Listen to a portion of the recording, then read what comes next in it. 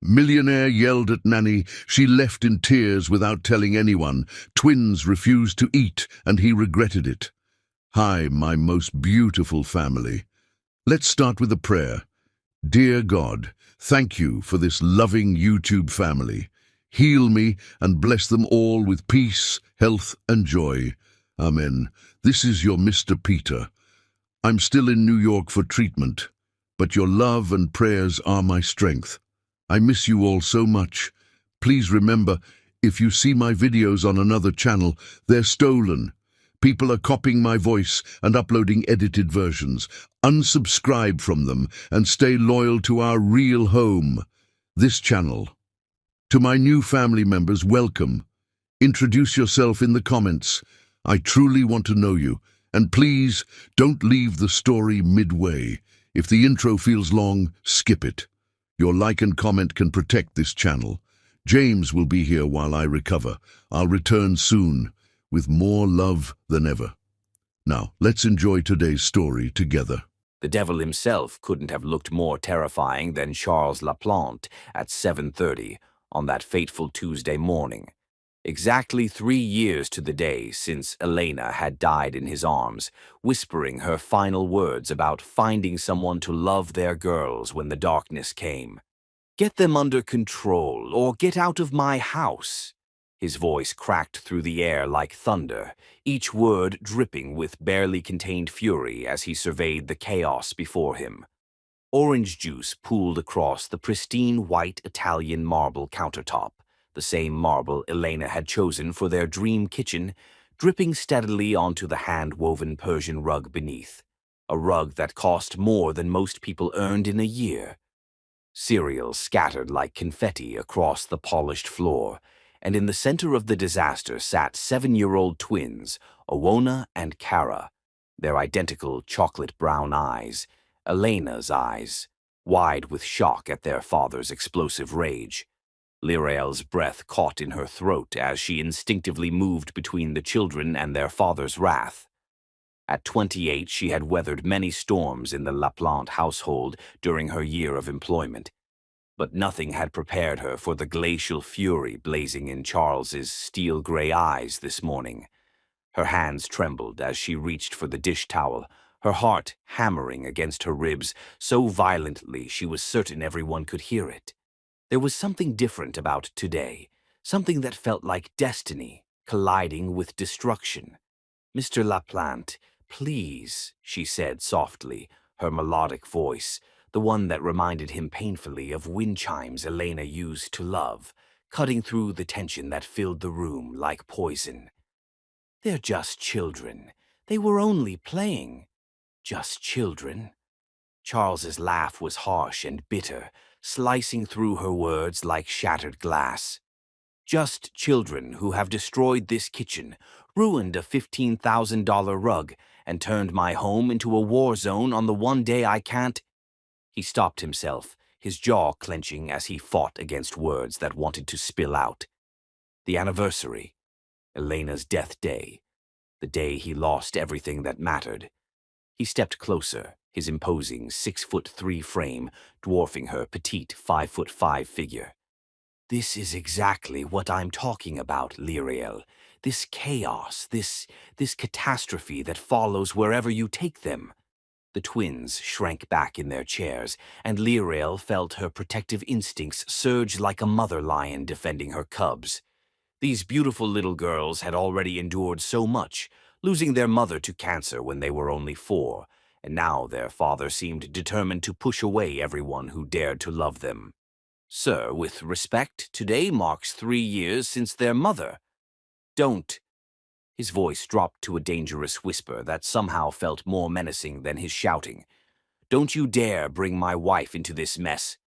You think because you've been here 12 months, you understand this family? You think you have the right to speak about matters that don't concern you? But they did concern her. More than he knew, more than she could ever tell him. Hidden in her room upstairs was a letter that had found its way to her through channels she couldn't explain, written in a dying woman's handwriting. A letter that had guided her to this house, to these children, to this broken man who needed saving as much as his daughters did. Elena's letter. Each word struck her like a physical blow, calculated to wound and diminish. Lirael straightened her spine, drawing upon every ounce of dignity she possessed.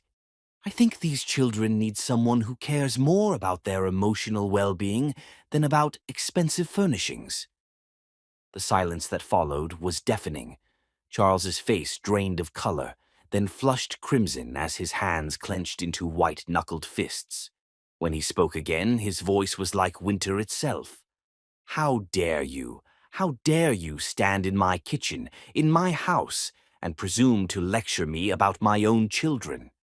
He moved closer still, near enough that she could detect his expensive cologne, and witness the rage burning in his eyes that looked so much like his daughter's, eyes that held the same pain Elena had described in her letter. You're the help, Lirael, nothing more than hired staff. And it's time you remembered exactly where you belong. The words struck her like a physical slap. Your place, as if she were nothing more than a piece of furniture, a temporary convenience to be discarded when she became troublesome. Behind her, she heard Kara begin to cry, soft, heartbroken sobs that made Lirael's chest ache with shared pain. But Elena's letter had warned her about this moment. He will push you away, the dying woman had written. He will try to make you leave when the pain becomes too much. Don't let him. Fight for them, even when he's fighting against you. My place, she repeated, her voice growing stronger despite the tears threatening to spill down her cheeks. My place has been holding this family together while you buried yourself in work and refused to confront your grief. My place has been loving those little girls when their own father was too shattered to truly see them. Charles's eyes narrowed to dangerous slits. Pack your belongings. I want you out of this house within the hour. The world seemed to shift beneath her feet. Lirael stared at him, searching his face desperately for any trace of the man Elena had described in her letter. The man who could love deeply but was drowning in his own pain. The man who needed her as much as his daughters did. But that man had vanished, replaced by this cold stranger who regarded her like something unpleasant he'd discovered on his shoe. Charles, she began, forgetting protocol in her shock. Mr. Laplant, he corrected sharply. And you heard me clearly. 1 hour. Behind her, both twins had dissolved into desperate tears, their small voices calling out, Miss Lirael, between sobs. The sound shattered something fundamental in her chest, but she forced herself to stand straight, to preserve what remained of her dignity. Elena's letter had prepared her for this too. When he sends you away, it had said, Go, but don't go far. They'll need you to come back when the darkness threatens to swallow them whole. Very well, she said quietly, surprised by how steady her voice sounded, despite the storm raging inside her. I'll gather my things. She turned toward the children, her heart breaking at the sight of their tear-streaked faces. Owona reached out for her with desperate little hands, and Lirael had to grip the counter to prevent herself from gathering the child into her arms. I have to go now, my darlings, she whispered, her voice finally cracking under the weight of her sorrow. But remember what Miss Lirael always tells you, okay?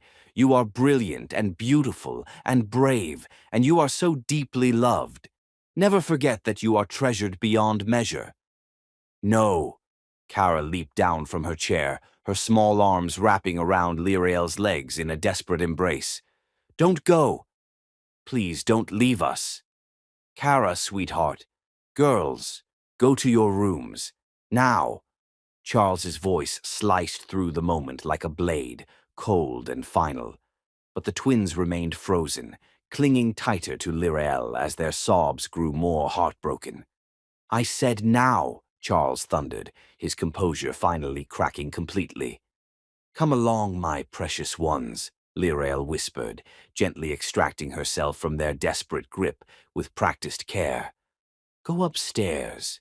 Miss Lirael needs to gather her belongings. She couldn't bring herself to meet Charles's gaze as she walked past him, couldn't bear to witness whatever satisfaction or regret might be written there. Her legs felt leaden as she climbed the marble staircase to her modest room on the third floor, the space that had been her sanctuary for the past 12 months, where she'd harbored impossible dreams about becoming truly part of this fractured family. In her room, she pulled out Elena's letter one more time, reading the familiar words that had brought her here. To the woman who will save my family, I don't know your name yet, but I've seen you in my dreams. You have a voice like music and eyes that see straight to the heart of things.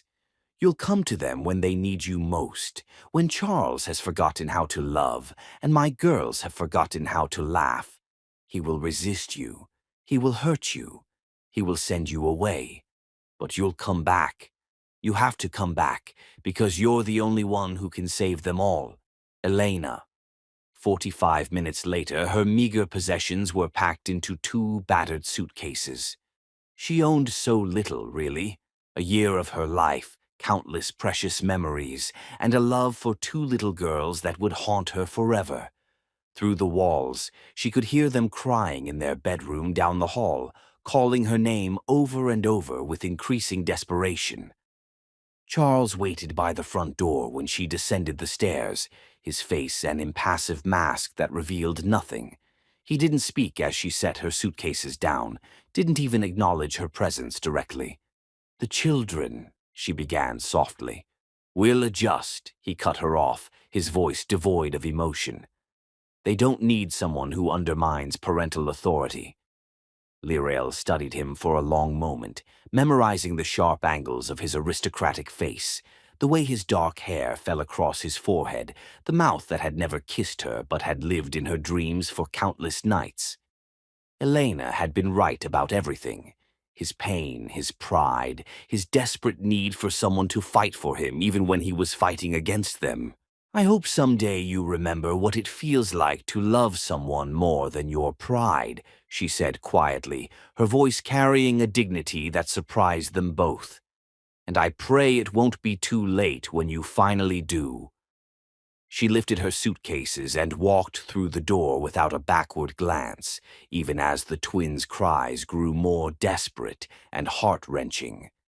The Miami sun blazed mercilessly as she stood on the circular driveway, suddenly homeless with nowhere to go and no means of transportation. Behind her, the massive oak door of the LaPlante mansion closed with a final echoing thud that seemed to seal her fate. But Elena's letter was still tucked safely in her purse, along with a phone number and an address where she was supposed to go, where she was supposed to wait, where she was supposed to prepare for the moment when Charles Laplante's world would crumble completely, and he would finally understand that some miracles come disguised as the very thing you're most afraid to lose. She had no way of knowing that in 6 days his daughter would stop breathing. She had no way of knowing that she would be the one to save her, and she had no way of knowing that Eleanor Richardson LaPlante had orchestrated every moment of this from beyond the grave, determined to give her family the love they deserved, even if it meant breaking their hearts first. Chapter 2. Echoes of Broken Hearts. 6 days of absolute silence in the LaPlante mansion felt like 6 years in purgatory, and Charles was beginning to understand that he might have unleashed something far more devastating than his own grief. He might have awakened the very curse Elena had warned him about in her final days. "Promise me," she had whispered in the hospital, her hand gripping his with surprising strength for someone so close to death. "Promise me you won't let the darkness win. Promise me you won't push away the angel I'm sending to save you all." He had promised, but he had lied. The twins hadn't spoken a single word since Lirael walked out that door. Not to him, not to each other, not even to Mrs. Rodriguez, the elderly housekeeper who had been desperately trying to coax them into eating something, anything, for the past 144 hours. They sat at the breakfast table like two beautiful specters, their identical chocolate-brown eyes staring straight ahead with an emptiness that made Charles's chest constrict with something perilously close to terror. But it was worse than simple silence. They were fading, literally fading before his eyes, growing paler and thinner each day, as if Lirael had taken their very life force with her when she left. "Girls, please," he pleaded for what felt like the 1,000th time that morning, pushing their untouched plates of scrambled eggs and buttered toast closer to them. "You have to eat something. You're going to make yourselves sick, and Miss Lirael wouldn't want—" Owona's sharp glare cut him off mid-sentence, her 7-year-old eyes holding more accusation than any courtroom jury could muster. But it was what she whispered next that stopped his heart cold. "Mama said you would do this." Charles felt the blood drain from his face. "What did you say?" "Mama came to me in a dream," Kara said quietly, speaking for the first time in 6 days. "She said you would send the angel away because you're too scared to love again. She said we have to be strong until you remember how." The kitchen spun around him. Elena had been appearing to his daughters in dreams, speaking to them about Lirael. "She showed us the lady with the music voice," Owona continued, her voice hollow but determined. "She said the lady would save us all if we could just hold on long enough." Before Charles could process this revelation, the sound of the front door opening echoed through the house, followed by familiar masculine voices. Charles closed his eyes, recognizing the footsteps of his two closest friends, even before they materialized in the kitchen doorway. "Sweet Jesus, Charles." Hawthorne Sterling's voice carried a mixture of shock and revulsion as he surveyed the scene before him. At 36, the tech mogul was rarely rendered speechless, but the sight of the twins' obvious distress and their frightening physical deterioration had stolen his usual silver tongue. "What in God's name have you done?" Aurelius Knight followed close behind, his dark eyes immediately focusing on the children with the laser intensity that had made him one of Miami's most successful real estate developers. "Owona, Kara," he said gently, crouching down to their eye level. "Uncle Aurelius brought you some cookies from that French bakery you love, the ones with the rainbow sprinkles and the chocolate centers." Neither girl acknowledged his presence. They might as well have been carved from marble. "They haven't eaten in 6 days," Charles admitted, his voice hoarse with exhaustion and something that might have been genuine fear. "They won't speak, won't respond to anything. They just sit there like they're waiting for something that's never going to come." "Waiting for someone," Kara corrected quietly, her voice barely audible but cutting through the room like a blade. "Mama said she's coming back." "Where's Lirael?" Hawthorne demanded, though, from the grim expression on his face, Charles suspected he already knew the devastating answer. "I terminated her employment." The silence that followed was thunderous.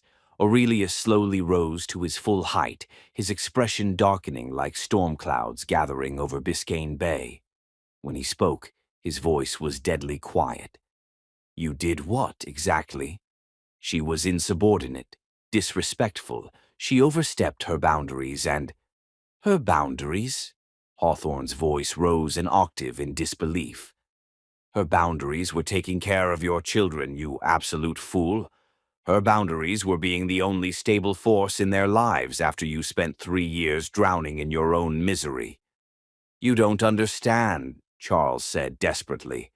"It was the anniversary, Elena's death day, and Lirael was there in Elena's kitchen, acting like she belonged, like she had the right to— To what? To love your children." Aurelius moved closer, his presence imposing in the way that had intimidated countless business rivals over the years. "To care for them when their own father was too lost in his guilt to see them suffering."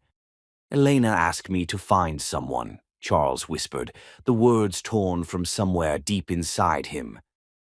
"In the hospital, she made me promise, but when Lirael came, when she fit so perfectly into our lives, I couldn't handle it. I couldn't handle that Elena might have been right about everything. Hawthorne and Aurelius exchanged a look that Charles couldn't interpret. Charles, Hawthorne said carefully, what exactly did Elena say to you in the hospital? The memory crashed over Charles like a tsunami. Elena, pale and weak, but somehow radiant, gripping his hand with surprising strength. There's a woman coming, she had whispered. I've seen her in my dreams. She has a voice like music, and she'll love our girls like they're her own. She'll save you too if you let her. How will I know it's her? He had asked, humoring what he thought were morphine-induced hallucinations. You'll know. Elena had smiled. Because she'll make you so angry you'll want to send her away. That's how you'll know she's the one. The woman who can break through your walls is the one you'll fight the hardest. Elena knew, Charles said quietly, the truth hitting him like a physical blow. She knew Lyrael was coming. She described her perfectly. And God help me, I sent her away because she was exactly what Elena said she would be. Then fix it, Aurelius said simply. Find her and bring her home. I tried calling. I sent texts. She won't answer. Did you try groveling? Hawthorne asked acidly. Did you try apologizing for being a colossal ass? Did you try explaining that you're an emotionally damaged idiot who destroyed the best thing that ever happened to his family?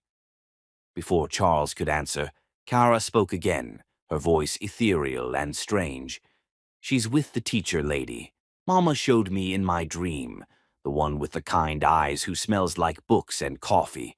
She's waiting for you to come get her, but you have to hurry.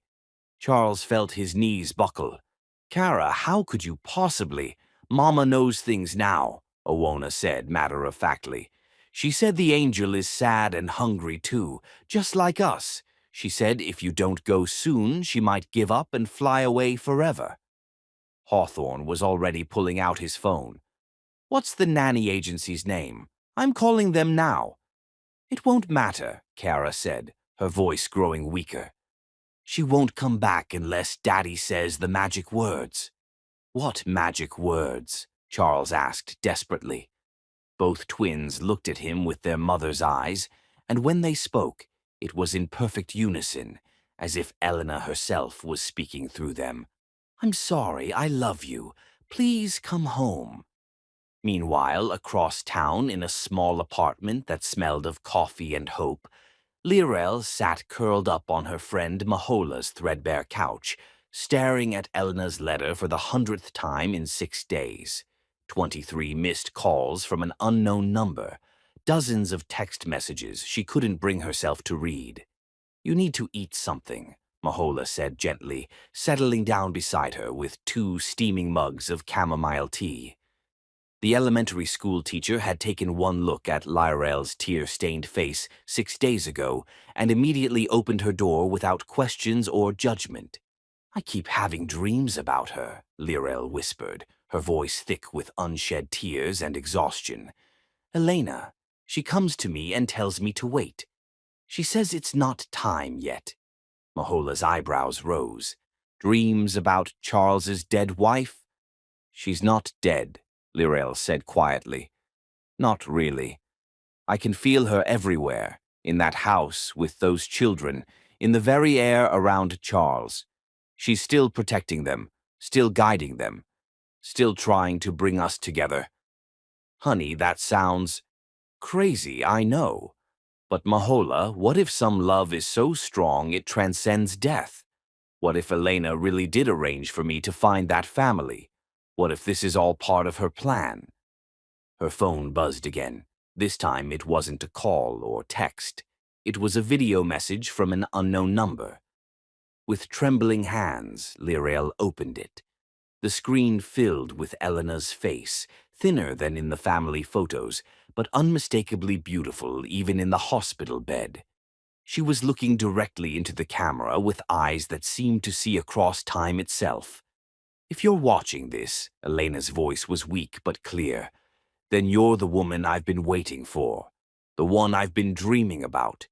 Your name is Learail, and you have a voice like music." Learail gasped, nearly dropping the phone. "I made this video 2 days before I died," Elena continued. "I don't know how it will find its way to you, but I know it will. Charles has your number in his phone under Angel. He won't remember putting it there, but he did, because I told him to while he was sleeping." Tears streamed down Lirael's face as Elena smiled from beyond the grave. "Right now, you're probably sitting in a small apartment that smells like coffee, wondering if you imagined everything. You didn't. I brought you to them. I chose you. And when the time is right, when Charles has suffered enough to understand what he's lost, you'll go back." The video shook slightly as Elena leaned closer to the camera. "Take care of my girls. Love them like they're your own. And Charles, be patient with him. He's forgotten how to trust love, but you'll remind him. You'll save them all." Elena's eyes filled with tears as she delivered her final message. "Tell him I kept my promise. Tell him the angel is real. Tell him it's time to stop running from grace." The video ended, leaving Lirael sobbing in Mahola's arms. Her phone rang again. This time she answered. "Lirael?" Charles's voice was broken, desperate. "Please, my daughters won't eat. They won't speak. They're dying without you, and I think I am too." Through her tears, she whispered the words Elena had taught her to say, "I'll be right there." Because some promises are kept across the veil of death, and some love stories are written in heaven before they ever begin on earth. Chapter 3. Pride Before the Fall. The hurricane that was Deliverance La Plante arrived at Charles's front door, like an avenging angel descended from heaven, her designer heels clicking against marble with the precision of gunshots, and her emerald eyes blazing with righteous fury that could have reduced steel to ash. But it was what she carried in her hands that would change everything. "What in God's name have you done to my nieces?" she demanded, sweeping past Charles without so much as a greeting kiss, her perfectly styled auburn hair whipping behind her like a battle standard. At 42, Charles's older sister had built a media empire in New York through sheer force of will and an absolute inability to back down from any fight, qualities that made her a formidable businesswoman and an absolutely terrifying sister when her family was threatened. But today she carried Elena's journal. Charles barely had time to close the door before she was striding toward the kitchen, her sharp gaze cataloging every detail of the house with the efficiency of a detective surveying a crime scene. "Margaret Richardson called me. She said the girls haven't eaten in 6 days and that you've lost your mind completely. Deliverance, I can explain." "Oh, you'll explain, all right." She spun around to face him, her emerald eyes, so much like his own, flashing with an anger he hadn't witnessed since they were children. "But first, I want to see my nieces immediately. And then, little brother, you and I are going to have a conversation about Elena's final wishes." She found them exactly where Margaret had described, sitting at the kitchen table like two beautiful ghosts, their untouched breakfast growing cold and congealing in front of them.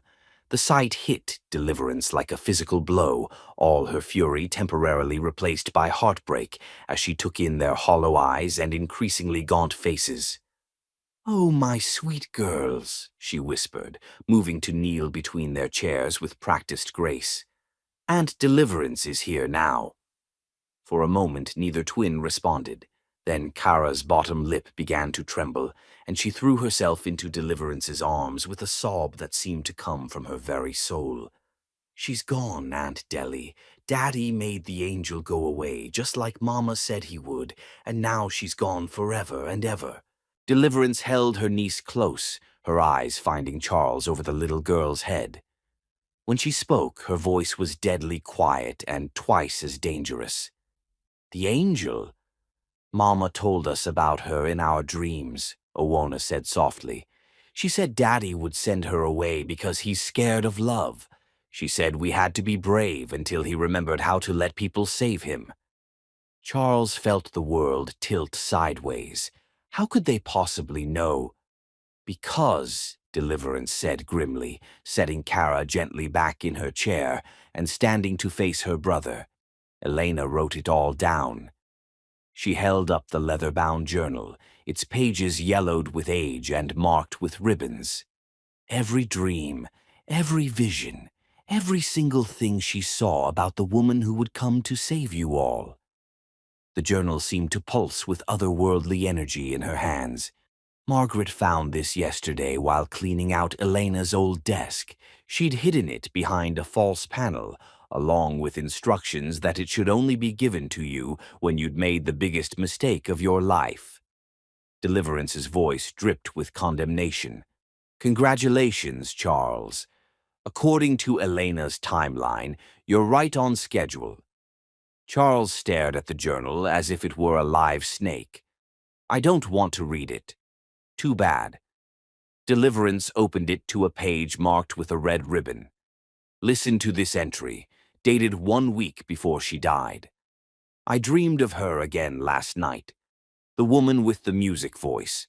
Her name starts with an L, and she has kind eyes that see straight through to the soul. She'll come to Charles and the girls when they need her most, exactly 3 years and 6 days after I'm gone. Charles felt his knees buckle. 3 years and 6 days. That was exactly when Lirel had walked out his door. There's more, Deliverance continued relentlessly. Charles will send her away because he's terrified of loving someone new. He'll use cruel words that will cut her to the bone. He'll make her feel small and unwanted because that's easier than admitting she's everything we've been praying for. Stop, Charles whispered. The girls will refuse to eat. They'll grow weak and pale because their spirits will be crying out for the mother love they've been denied. And when the darkness threatens to swallow them completely, when one of them stops breathing. Stop, Charles roared, but Deliverance continued reading. That's when he'll finally understand that some gifts come wrapped in pain, and some angels have to be fought for instead of simply received. The kitchen fell silent except for the twins' quiet sniffling and the sound of Charles's ragged breathing. One of them stops breathing, Charles repeated hoarsely. Elena wrote that? Oh, she wrote much more than that. Deliverance flipped through several pages. She described Lirael's appearance down to the way she braids her hair. She predicted the exact words you would use to send her away. She even knew about the orange juice spill that would trigger your breakdown. Charles sank into a chair, his legs no longer able to support him. How is that possible? Because love doesn't die, you fool, Deliverance said, her voice breaking with emotion. Because Elena loved you and those girls so much that she found a way to keep protecting you even from beyond the grave. And you threw it all away because you were too proud and too scared to believe in miracles. Owona spoke up suddenly, her voice ethereal and strange. Mama says you have to go get her now, before the bad thing happens. What bad thing? Charles asked, fear clutching at his heart. Kara's eyes rolled back slightly, and when she spoke, it wasn't quite her own voice. The little heart will stop beating unless the angel comes home. The music voice is the only thing that can call it back. Charles felt ice-cold terror shoot through his veins. Deliverance, we need to find Lirael. Right now. Yes, Deliverance agreed grimly, closing the journal. You absolutely do, because according to Elena's final entry, you have exactly 2 hours before everything she predicted comes to pass. 2 hours later, Charles found himself in neighborhoods of Miami he'd never seen before. Elena's journal clutched in his trembling hands as he followed the address Deliverance had found through her media contacts. His silver Bentley felt obscenely out of place among the modest houses and community gardens. But he no longer cared about appearances or propriety. Elena's words echoed in his mind. You'll find her with the woman who smells like books and coffee, the one with the kind heart who takes in strays. She'll be waiting. But she won't wait forever. The angel has her own breaking point. He sat outside the cheerful yellow duplex, reading Elena's final entry. My darling Charles, if you're reading this, then my plan is working. Yes, I had a plan. Call it love, call it determination, call it a dying woman's last desperate attempt to save her family. But I wasn't going to leave this world without ensuring you had everything you needed to be happy again. Liarel is my gift to you. I chose her. I called her to you across time and space, and the veil between worlds. She doesn't know it yet, but she's been dreaming of you and the girls for years, being prepared for this moment. You will hurt her. You will send her away. You will nearly lose Kara because of your pride. But then you will remember what I taught you about fighting for love instead of against it. You will go to her and you will say the words that will heal everything.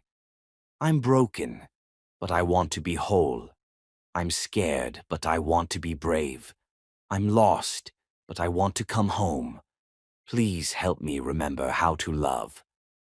And she will, because that's what angels do.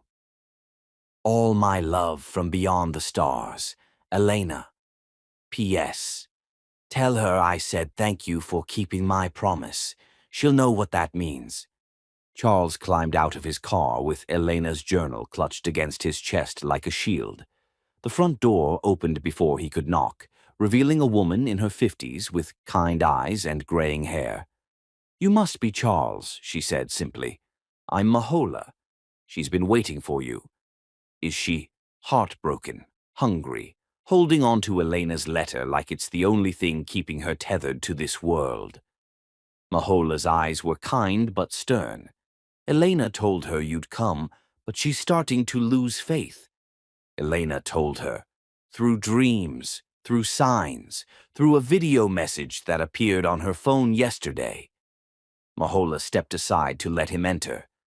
I don't pretend to understand how these things work, but I know love when I see it. And what Elena did for you all, that's love in its purest form. Charles followed Mahola through the small apartment to a sun-drenched living room where Lirael sat by the window, holding what looked like Elena's letter. She looked up when he entered, and he saw his own pain reflected in her dark eyes. You came, she said softly. Elena's journal, he said, holding it up. She wrote it all down. Everything. She knew you were coming. She chose you. She's been guiding us toward each other from the very beginning. Lirael's eyes filled with tears. I know. She's been visiting me in dreams ever since I left, telling me to wait, telling me to have faith. She stood slowly, Elena's letter still clutched in her hand. She also told me what's going to happen next. The journal says Kara is going to stop breathing. Yes. In approximately 37 minutes if we don't get back to them right now. Charles felt his world collapse. How can you possibly know that? Lirael smiled through her tears, and for a moment she looked exactly like Elena. Because some love is stronger than death, Charles, and some angels keep their promises no matter what. She walked to him and placed Elena's letter in his hands. Your wife asked me to tell you something. What? She kept her promise. The angel is real. It's time to stop running from grace. Charles read Elena's letter with tears streaming down his face, understanding finally that his wife's love had transcended death itself to bring them together. I'm broken, he whispered, just as Elena had written he would. But I want to be whole.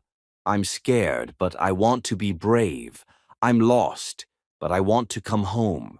Please help me remember how to love. Lirael cupped his face in her hands, and when she spoke, it was with Elena's blessing and heaven's approval. Then let's go save our daughter. And as they raced through Miami toward a destiny written in the stars, Elena's spirit smiled from whatever realm love inhabits beyond death, knowing that some promises are kept across eternity itself. Chapter 4. storms and surrenders.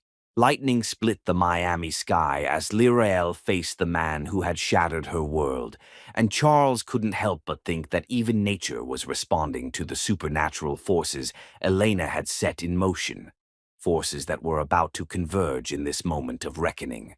The storm wasn't just in the sky. It was in Lirael's dark eyes as she stepped onto Mahola's small front porch, Elena's letter clutched in her hand like a talisman. It was in the way the wind seemed to swirl around them both, carrying the scent of jasmine and rain and something else, something that felt like Elena's presence, like a blessing and a warning combined. "You want to talk?" Lirael's voice was deceptively calm, but Charles could see the fire building beneath the surface, a fire that Elena had warned him about in her journal. "She will be magnificent in her anger," Elena had written. "Let her burn, let her rage. It's the only way the healing can begin.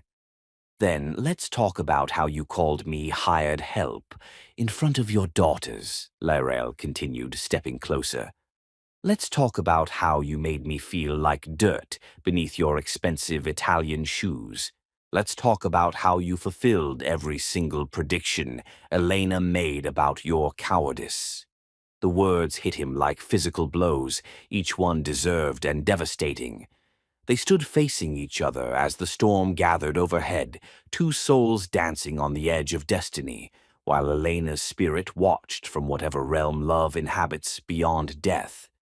"But mostly," Lirael said, her voice dropping to a whisper that somehow carried more weight than shouting, "let's talk about how we have 23 minutes to get back to your daughters before Kara stops breathing." Charles felt his blood turn to ice. 23 minutes? Elena's been showing me the timeline in my dreams. Kara's heart will go into arrhythmia at exactly 4:47 p.m., unless we're there to prevent it. Unless I can perform the CPR that will save her life. Lirael's eyes filled with tears. "Your wife orchestrated all of this, Charles. Every cruel word you spoke, every moment of pain we've both endured. It was all to bring us to this exact moment. I don't understand. Elena needed you to send me away so I would go to the CPR class," Lirael said, pulling a certificate from her purse, dated just 3 days ago.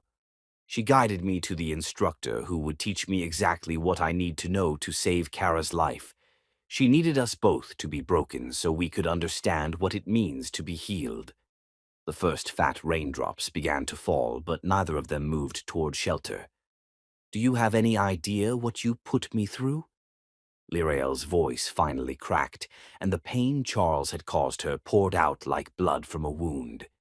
"Do you understand what it felt like to be dismissed like I was nothing after Elena herself chose me? After she appeared to me in dreams for years, preparing me to love your children?" "Years?" Charles whispered. "Since I was 25, Lirael confirmed. A beautiful woman with kind eyes visiting me in my sleep, showing me 2 little girls who needed a mother. Teaching me Spanish lullabies I'd never heard before, showing me how to cut toast into star shapes, preparing me to love children I hadn't even met yet." Thunder crashed overhead, and suddenly Charles understood the magnitude of Elena's plan. "She didn't just choose you," he said with growing wonder. "She's been preparing you, training you, molding you into exactly what we needed." "And she prepared me for this moment too," Lirael said, stepping closer as the rain began to fall harder. "She told me you would hurt me because you were terrified of loving someone new. She told me you would send me away because you couldn't handle how perfectly I fit into your lives. She told me that when you came back to me, you would be broken and beautiful and finally ready to surrender." Charles felt something fundamental shift inside his chest, not breaking, but opening. "I am broken," he admitted, the words Elena had written flowing from him like prophecy. "But I want to be whole. I'm scared, but I want to be brave. I'm lost, but I want to come home." Lirael's breath caught. "Those are the exact words Elena told me you would say. because she wrote them in her journal, because she planned this entire conversation. Charles pulled out Elena's journal, its pages now damp with rain. She even knew about the storm. She knew we would stand here in the rain while her daughter's life hung in the balance, finally understanding that some love is worth fighting for. The rain was falling in earnest now, plastering their clothes to their bodies and turning the world into a hazy blur of water and emotion. But neither of them cared about getting wet. "She also told me what would happen next," Lirael said softly, stepping so close he could feel the warmth of her body despite the cool rain. "What?" "That you would kiss me in the storm, that it would be desperate and passionate and full of 3 years of loneliness finally finding its home, that it would be the kiss that seals our destiny and calls Kara's spirit back from whatever edge she's walking." Charles cupped her face in his hands, rain streaming down both their faces like tears of joy and sorrow combined. "And after I kiss you, after you kiss me, we run to save our daughter, because that's what Elena's plan was always leading to, not just bringing us together, but making us strong enough to fight for the family she entrusted to our care." "Our daughter," Charles repeated, testing the words. "Our daughter," Lirael confirmed. "Elena told me Kara would call me Mommy for the first time right after I save her life. She told me that's when you'll finally understand that love doesn't replace what was lost. It honors it." Instead of answering with words, Charles kissed her, deep and desperate and full of 3 years of grief and guilt and stubborn pride finally surrendering to grace. When they broke apart, both breathing hard, the storm around them seemed to calm, as if Elena's spirit was sighing with satisfaction. "There's something else," Lirael whispered against his lips. "Something Elena made me promise to tell you." "What?" "She's not angry that you loved her memory more than you loved your life. She's proud that you loved her enough to grieve." "But Charles," Lirael's eyes filled with tears, "she's been waiting 3 years for you to understand that grief is love with nowhere to go. And now you have somewhere to put it." Charles felt the last of his resistance crumble. "I love you," he said, the words torn from his very soul.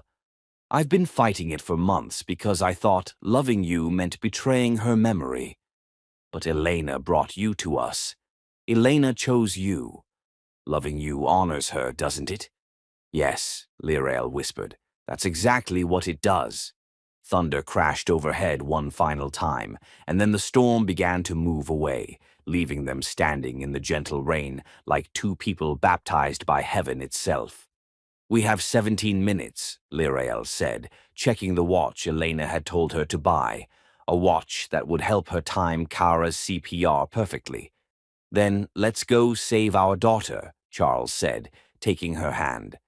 As they ran toward his car, Charles felt Elena's presence one more time, a warm brush against his consciousness that felt like a kiss on the forehead, like a mother's blessing, like a wife's final gift of love. And he knew with absolute certainty that Elena Richardson LaPlante was smiling, because some love stories are written in heaven before they ever begin on earth, and some angels keep their promises across eternity itself. But most importantly, some wives love their husbands enough to find them the perfect woman to love when they're gone, even if it means orchestrating heartbreak first, teaching them that some gifts can only be received by broken hearts that have finally learned to heal. Chapter 5. When Angels Weep. The sound that shattered Charles's world wasn't thunder or breaking glass. It was the moment his 7-year-old daughter's breathing simply stopped, followed by a silence so complete it felt like death itself had entered the room and claimed what he loved most. "Kara!" Lirael's scream pierced the air as she dropped to her knees beside the child's motionless form on the kitchen floor.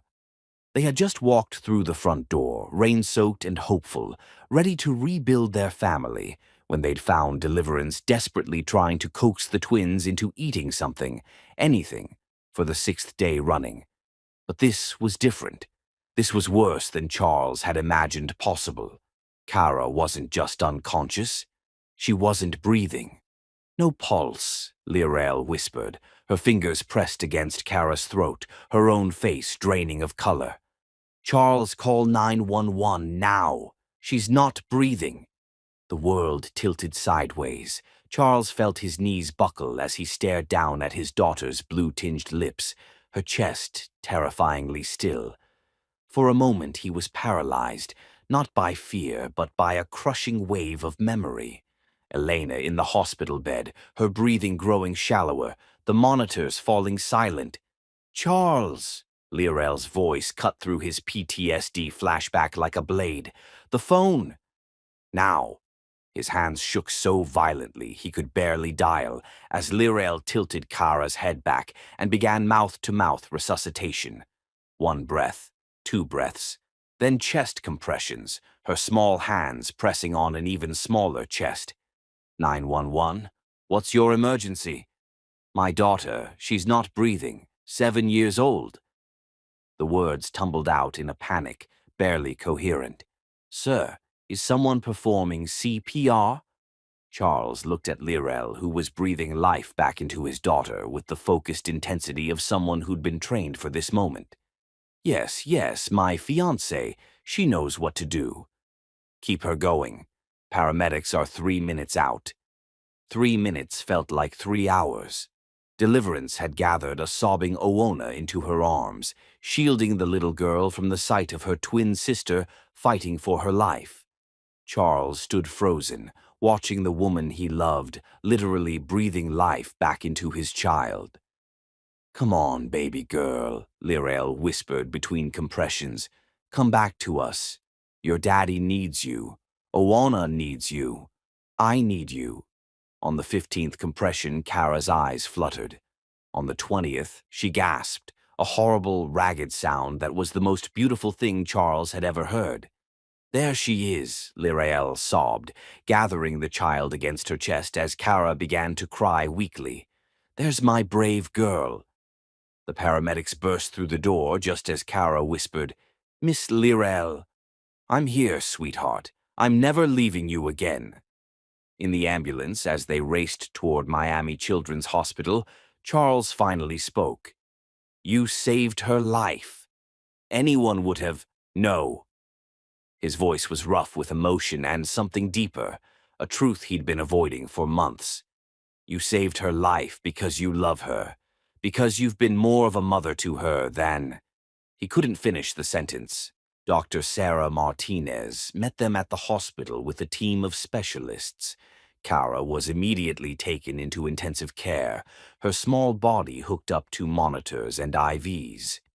Mr. LaPlante, Dr. Martinez said quietly, your daughter went into cardiac arrest due to severe malnutrition and electrolyte imbalance. If your fiancée hadn't performed CPR when she did, she didn't need to finish. Charles felt something inside him shatter completely. Not just crack, shatter. He'd almost lost Kara, really lost her, forever. This is my fault, he whispered, sinking into the hallway chair. Elena died, and I couldn't protect her. I couldn't save her. And now I almost killed our daughter because I was too proud, too broken, too... Charles. Lirel knelt in front of him, taking his hands in hers. Look at me. When he finally met her eyes, she saw the depth of his trauma for the first time. This wasn't just grief. This was survivor's guilt, PTSD, the crushing weight of a man who blamed himself for every loss. Elena's death wasn't your fault, she said firmly. And Kara is alive. She's going to be okay. But Charles, you need help. Real help. You can't carry this alone anymore. Before he could respond, rapid footsteps echoed in the hallway. Margaret Richardson appeared, still in her black dress, her face white with panic. Where is she? Where's Kara? She spotted Charles, and her expression shifted to fury. You said they were fine, you said. She stopped when she saw Lirel. You, Margaret said, her voice barely controlled. You're here. Yes, Lirael said simply, standing to face Elena's mother. I'm here. Good, Margaret said, and her voice cracked.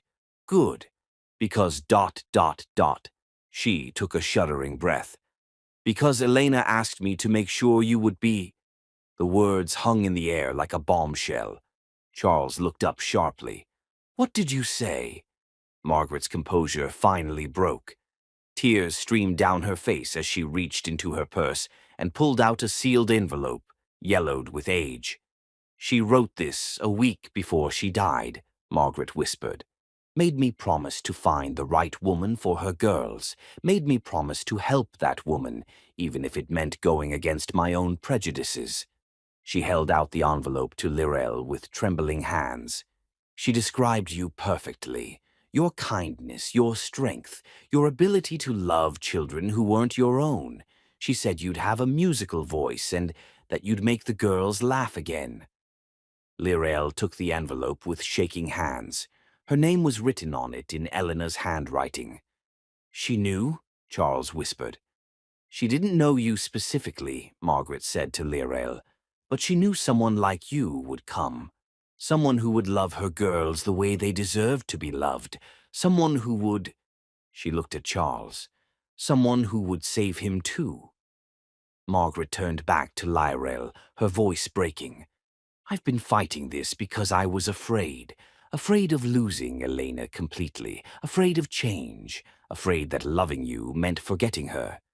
But watching you save Kara's life tonight, she sobbed openly. Elena would be so proud of you. So grateful. Charles stood slowly, his legs unsteady. Margaret, No. She held up a hand. I owe you both an apology. Especially you, she said to Lirael. I've been cruel and prejudiced and wrong. You're not taking Elena's place. You're honoring it. Through the window of Kara's room, they could see the little girl sleeping peacefully, color returning to her cheeks. Owona sat beside her sister's bed, holding her hand. She's going to be okay, Dr. Martinez announced, joining them in the hallway. The CPR prevented any brain damage. Her heart rhythm is stable. She'll need to stay for observation, but she's going to make a full recovery. As if summoned by the good news, Kara's eyes opened. She looked around the room until she found Lirael's face. Mommy Lirael, she whispered, the words so soft they were barely audible. It was the first time she'd called her that. Lirael's heart broke and healed simultaneously. I'm here, baby girl. I was scared, but I heard you singing to me. I'll always sing to you. Always. Margaret watched this exchange with tears streaming down her face. May I read Elena's letter with you? Together, the three adults opened the envelope. Elena's handwriting was shaky but clear. To the woman who will love my daughters, if you're reading this, it means God has sent you to my family when they needed you most. I don't know your name or where you come from, but I know your heart. You're the one who will teach them to laugh again, who will hold them when they cry, who will love them not because you have to, but because you choose to. To Charles, let her love you too. You deserve happiness, my darling. You deserve a partner who sees your worth and celebrates it every day. Don't let pride or fear keep you from the love that could heal your broken heart. And to you, my unknown sister, thank you. Thank you for loving what I had to leave behind. Thank you for being strong enough to fight for them when the world tells you that you don't belong. You do belong. You are exactly where you're supposed to be. All my love and gratitude, Elena. By the time they finished reading, all three were crying. Margaret reached out tentatively and took Lirael's hand. Welcome to the family, she whispered. I'm sorry it took me so long to say that. As dawn broke over Miami, Charles watched his daughters sleeping peacefully, Kara in her hospital bed, Owona curled up in the chair beside her. Lirael dozed in the corner, exhausted from the night's trauma but refusing to leave. Margaret had stayed too, knitting quietly in the chair by the window. For the first time in 3 years, Charles felt complete. His family was whole again, not the same as it had been before Elena's death, but something new and beautiful and blessed by the woman he'd lost. He pulled out his phone and sent a text to Hawthorne and Aurelius. She saved Kara's life. Elena's letter says it all. We're home. The response came immediately from Hawthorne. About damn time. Now get some therapy and don't screw this up again. From Aurelius. Welcome back to the land of the living, brother. Elena would be proud. Charles smiled through his tears and put his phone away. Tomorrow he would start therapy. Tomorrow he would begin healing from the PTSD that had haunted him for years. Tomorrow he would start building the life Elena had wanted for all of them. But tonight, he would simply watch over his sleeping angels and count his blessings. His family was safe. His family was whole. His family was forever. And Elena was still with them in every laugh, every hug, every moment of love they shared. Chapter 6. Healing What Was Broken. The La Plante mansion had never felt more alive than it did on the afternoon they brought Kara back from the hospital. Golden sunlight streaming through the windows, and the sound of children's laughter echoing through rooms that had been silent for far too long. But it was the presence none of them could see that made everything feel truly magical. Elena was there. Charles felt her in the way the jasmine bloomed impossibly bright in the garden, in the way Kara's favorite butterfly landed on her shoulder the moment they walked through the front door, in the way Lirael hummed a Spanish lullaby she claimed not to remember learning. Elena's spirit moved through their lives like a gentle breeze, orchestrating moments of healing with the same supernatural precision that had brought them all together. "Higher, Miss Lirael, push me higher," Kara squealed from the swing set in the backyard, her cheeks flushed with health and happiness, no trace of the child who had died and been brought back to life just 4 days earlier. The doctors had called her recovery miraculous. But Charles knew better. This wasn't medicine. This was love transcending death itself. "Any higher and you'll fly away like an angel," Lirael laughed, giving the swing another gentle push. "And then what would I tell your daddy? That I lost his daughter to heaven. Tell him I went to visit Mama," Kara called back, and the innocent comment made everyone freeze, because today, for the first time, she said it without sadness, as if visiting Mama was as natural as visiting next door. From his position on the terrace, Charles watched the scene with wonder so overwhelming it sometimes stole his breath. 4 days ago, he'd nearly lost everything through his own stupidity and pride. Now, watching Lirael play with his daughters in the golden afternoon light, while Elena's presence blessed every moment, he felt like the most fortunate man who had ever lived. "You can see her too, can't you?" Deliverance observed quietly, settling into the chair beside him. His sister had extended her stay indefinitely, claiming she needed to document the miracle for posterity, but Charles suspected she was really there to witness Elena's plan reach its completion. Sometimes, Charles admitted, accepting the glass of iced tea she offered. "Mostly I feel her, like she's conducting some beautiful symphony that only she can hear." "The girls see her constantly," Deliverance said softly. "Owona told me Elena braids her hair while she sleeps. Kara says Mama sits with her during bath time, teaching her new songs to sing to Lirael." Before Charles could respond, Owona came running up from the garden, her arms full of white roses that had bloomed out of season, Elena's favorite flowers, appearing exactly when they were needed most. "Aunt Deli, Mama told me to pick these for Miss Lirael," she announced breathlessly. "She said today is a special day and Miss Lirael needs to look like a princess." Deliverance's eyebrows rose meaningfully. "A special day? Did Mama say why?" "Because Daddy's going to ask her the magic question." Kara had appeared at the terrace door, having abandoned her swing to join the conversation. "Mama showed us in a dream. She said Miss Lirael has been waiting her whole life for someone to love her enough to promise forever." Charles felt his heart stop. Elena had told them about the proposal, but he hadn't even fully decided yet. She also said, Owona continued with 7-year-old solemnity, that you already bought the ring 3 weeks ago and you've been carrying it around in your pocket like a scared little boy. Charles's hand automatically went to his jacket pocket, where Elena's engagement ring, the one he'd had redesigned with Lirael's birthstone, had been living for exactly 3 weeks. Deliverance laughed delightedly. Elena's still managing your love life from beyond the grave. I have to admire her thoroughness. Girls, Charles said carefully, what exactly did Mama tell you about today? Both twins exchanged a look that was far too knowing for their age. She said you're going to take Miss Lirael to the place where you first felt your heart wake up, Kara said dreamily. She said you're going to tell her about the dreams where she appears as your guardian angel. She said you're going to cry happy tears, and so will Miss Lirael. And then, Owona added with satisfaction, she said Miss Lirael is going to say yes and will finally be a real family again, the kind Mama always wanted us to have.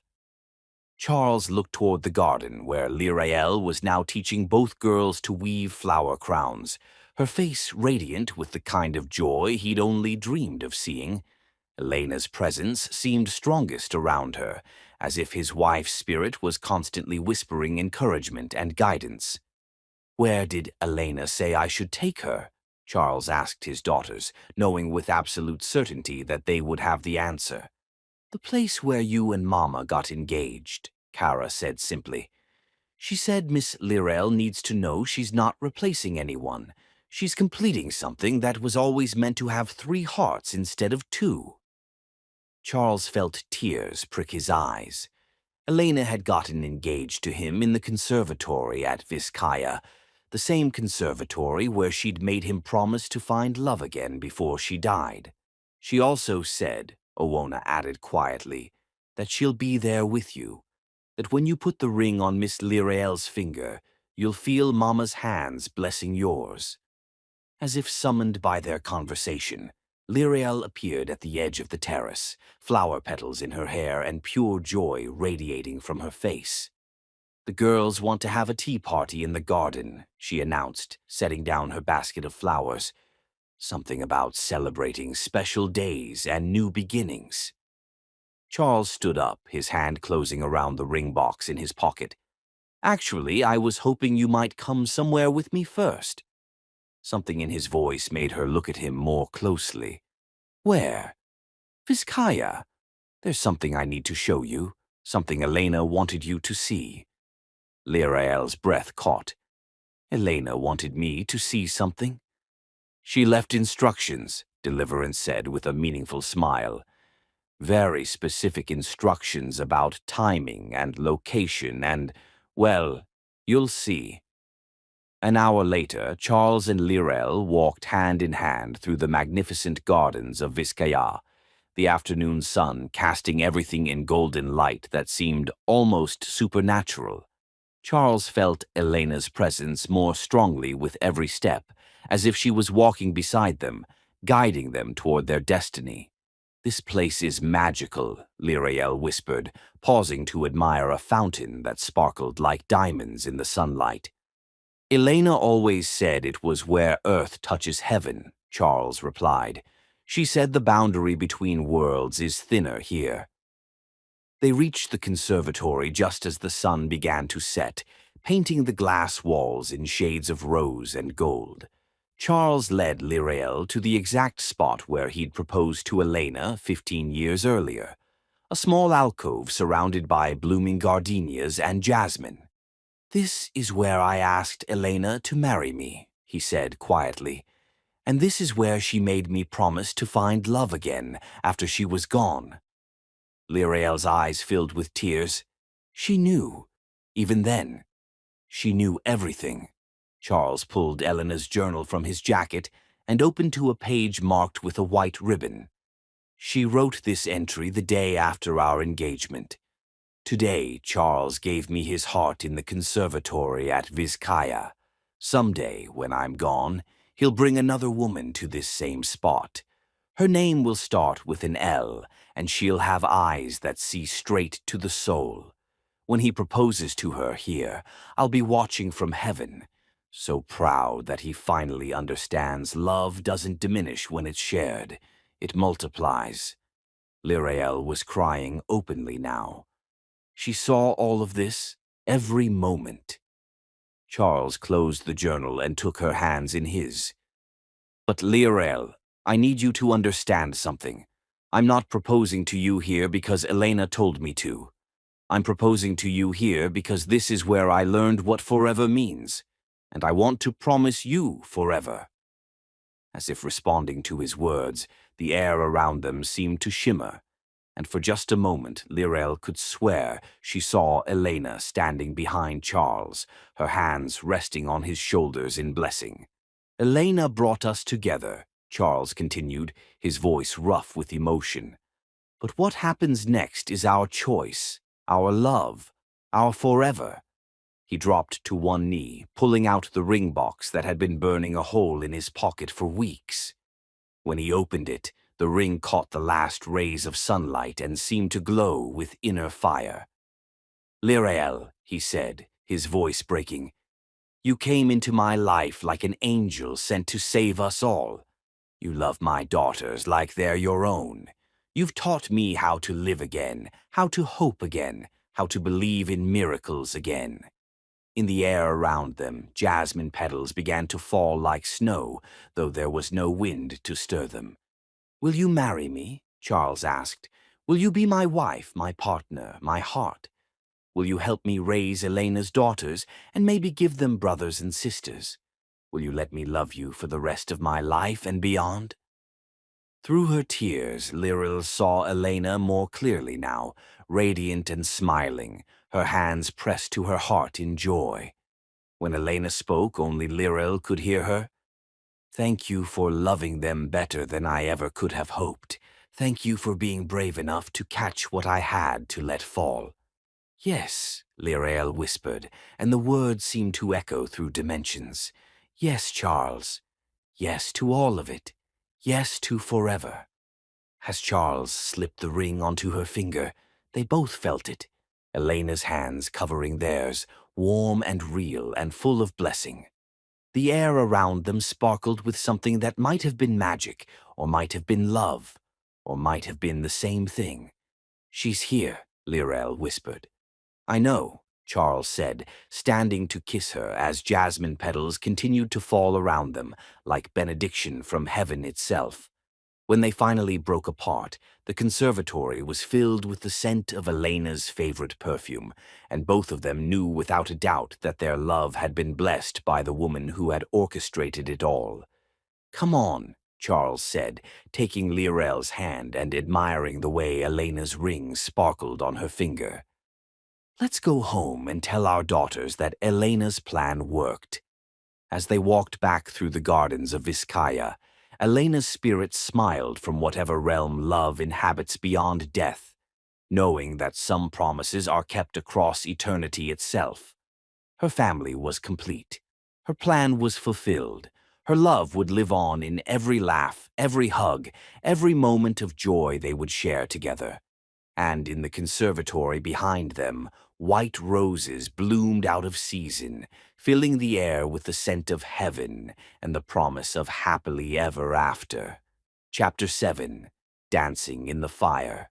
The morning of the twins' 8th birthday party arrived like a symphony of orchestrated magic, with caterers rushing through the mansion, florists arranging elaborate bouquets that seemed to bloom brighter in Lirael's presence, and two very excited little girls bouncing off the walls with anticipation. But nothing could have prepared anyone for the supernatural storm that would bless everything before the day was through. Elena was everywhere. She was in the butterflies that appeared in impossible numbers, landing on the birthday cake as if drawn by invisible hands. She was in the way the weather cleared from threatening clouds to perfect sunshine the moment Lirael stepped outside. She was in the white roses that kept multiplying in the garden, as if Elena herself was arranging the perfect backdrop for her daughter's special day. "Miss Lyrell, Miss Lyrell." Owona burst into the kitchen where Lyrell was directing the cake decorating, her face flushed with excitement, and her princess dress somehow staying pristine despite her bouncing energy. "The ponies know my name. They came right to me like Mama promised they would." "That's wonderful, sweetheart," Lyrell laughed, catching Owona before she could barrel into the caterers carrying delicate fondant decorations. "Your mama always did have a way with animals. She told them to be extra gentle today because it's our special day," Kara added, appearing in the doorway with her identical princess dress perfectly arranged. "She said today is the day our family becomes official in heaven's eyes." From across the kitchen, Charles watched this exchange with that familiar warmth spreading through his chest. 3 weeks had passed since their engagement, and Elena's presence had only grown stronger. She was orchestrating their happiness with the same supernatural precision that had brought them together, making sure every detail was perfect for what she knew would be a day of both celebration and reckoning. "Daddy," both girls called in unison. "When are Uncle Hawthorne and Uncle Aurelius arriving?" "Mama said they're bringing the special surprise." "They'll be here soon, princesses," Charles assured them. But his attention was caught by the sight of multiple cars pulling up the circular driveway. Some he recognized, friends, neighbors, parents from the twins' school. But one sleek black sedan made his stomach tighten with apprehension. Margaret Richardson had arrived, but before Charles could worry about potential conflict, Kara tugged on his sleeve with excitement that was impossible to ignore. "Daddy, look!" She pointed to where hundreds of butterflies had suddenly appeared in the garden, creating a living tapestry of orange and gold that took his breath away. "Mama sent them. She said butterflies are angels' messengers, and they're here to tell everyone that love is magic." Indeed, the butterflies seemed to be putting on a show. They danced in perfect spirals around the party decorations, landed on the birthday cake in formations that looked almost like letters, and followed Lyrell wherever she went, as if she were their queen. Margaret Richardson emerged from her car and stopped dead at the sight of the supernatural butterfly display. For a moment, her carefully composed mask slipped, and Charles saw wonder replace her usual disapproval. "Charles," she said quietly as she approached the terrace where he stood, watching the party preparations. "I need to speak with you about Elena, about recent discoveries." Before Charles could respond, both twins had spotted their grandmother and rushed to embrace her with the uncomplicated love of children. "Grandmother, you came!" Owona exclaimed. "Did you see the butterflies? Mama sent them just for us." "And wait until you meet Miss Lyrell," Kara added with shining eyes. "She's going to be our new mommy, but Mama chose her special, so it's okay." Margaret's composure cracked completely. Instead of her usual stiffness, she knelt down to embrace both girls with tears in her eyes. "Your Mama chose her," she whispered. "Oh, yes," Owona said matter-of-factly. "Mama told us all about her plan, how she had to find someone brave enough to love Daddy even when he's being stubborn, and strong enough to love us even though we miss Mama sometimes." "She said Miss Lyrell was the answer to her prayers," Kara added. "The angel she asked God to send to take care of us when she couldn't anymore." Margaret stood slowly, her eyes finding Charles with an expression he'd never seen before. Not disapproval or coldness, but something that looked almost like awe. "I found more letters," she said quietly, "hidden in Elena's music box. Letters addressed to me, explaining everything. Charles, she planned this party too. She described the butterflies, the perfect weather, even the conversation we're having right now." She reached into her purse and pulled out a sealed envelope with Charles's name written in Elena's familiar handwriting. "She asked me to give this to you today, at exactly this moment, when I was finally ready to see the miracle she'd orchestrated. Charles took the letter with trembling hands, but before he could open it, a commotion from the garden caught their attention. The party guests had all stopped their conversations to stare in wonder at what was happening around Lirelle. She stood in the center of the garden, surrounded by a living cloud of butterflies that danced around her like she was the center of their universe. Children and adults alike watched in amazement as the butterflies formed patterns in the air. First a heart, then what looked like the word love, then a perfect spiral that lifted toward the sky like a prayer made visible. "It's like something out of a fairy tale," one of the mothers whispered. "It's like she's been blessed by angels," another replied.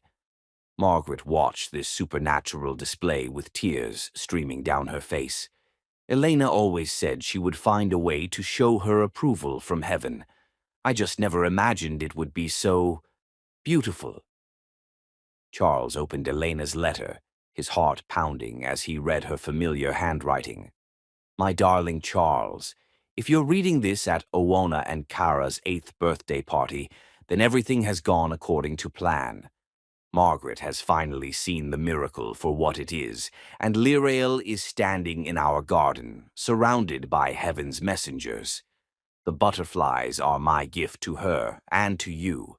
They're proof that love transcends death, that some promises are kept across eternity itself, that the boundary between worlds dissolves when hearts are pure enough to see truth. Today, our family becomes complete, not because I'm being replaced, but because I'm being honored by the woman I chose to continue my love story.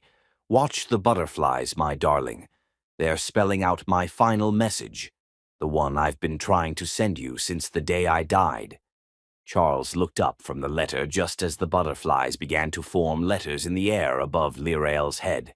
Slowly, clearly, they spelled out words that made everyone in the garden gasp with wonder. "Thank you for loving them." And then, as if responding to some celestial conductor, the butterflies began to sing, not with voices, but with the gentle harmony of their wings, creating music that sounded almost like Elena's favorite lullaby. Lirael looked directly at Charles across the garden, tears streaming down her face as she understood the magnitude of what was happening. Elena wasn't just blessing their love. She was announcing it to the world, making sure everyone present understood that this union had heaven's approval. Margaret walked to Lirael with shaking steps, the hostility and prejudice of months melting away in the face of undeniable miracle. "I'm sorry," she whispered, taking Lirael's hands in hers as butterflies continued to dance around them both. "I fought against Elena's plan because I was afraid of losing her completely. But watching this, seeing how the very heavens celebrate your presence in our family, I understand now." She looked into Lirael's eyes with genuine warmth for the first time. "You're not taking Elena's place. You're fulfilling it.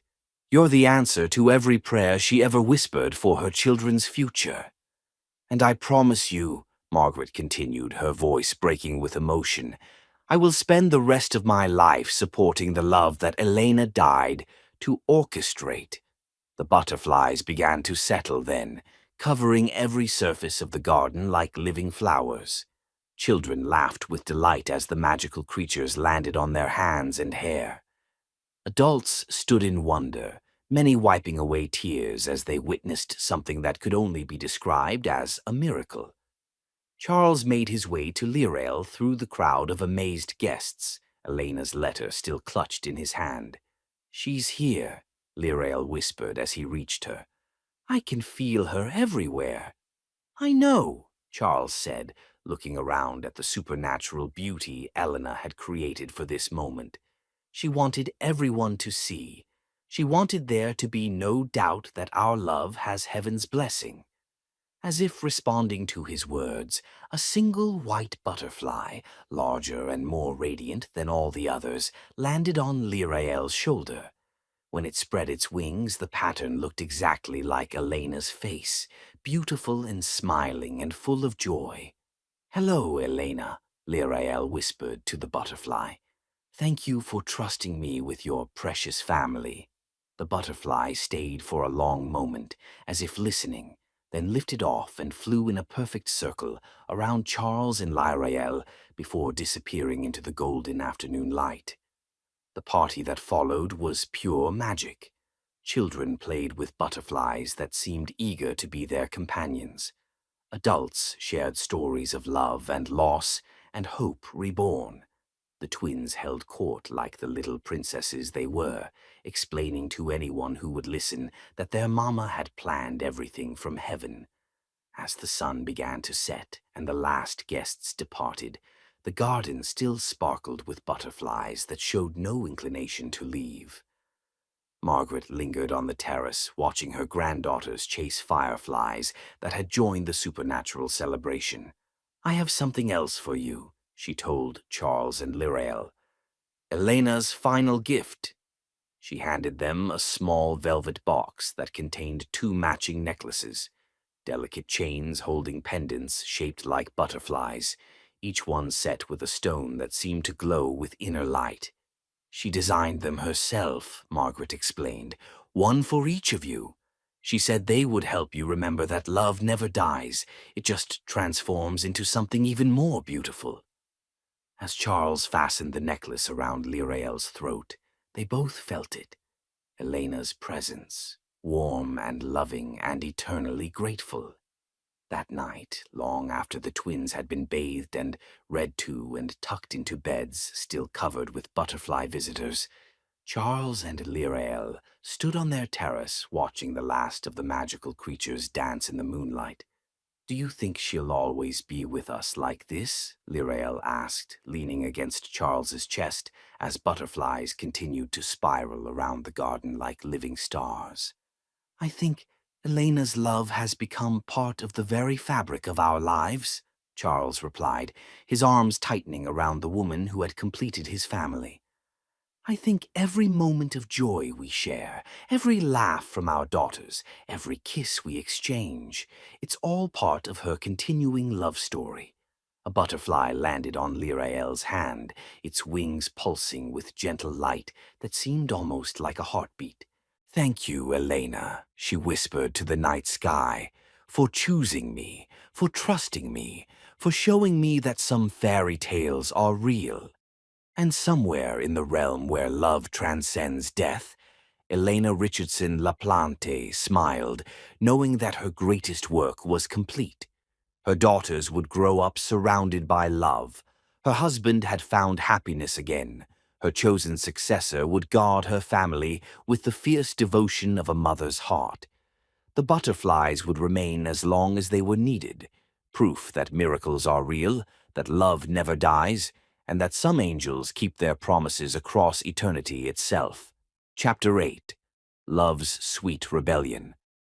The whispers started the moment Charles and Lirael walked into the Coral Gables Country Club, hand in hand, for what was supposed to be a celebration of the new children's wing at Miami General Hospital, but quickly became the social event where Miami's elite showed their true colors.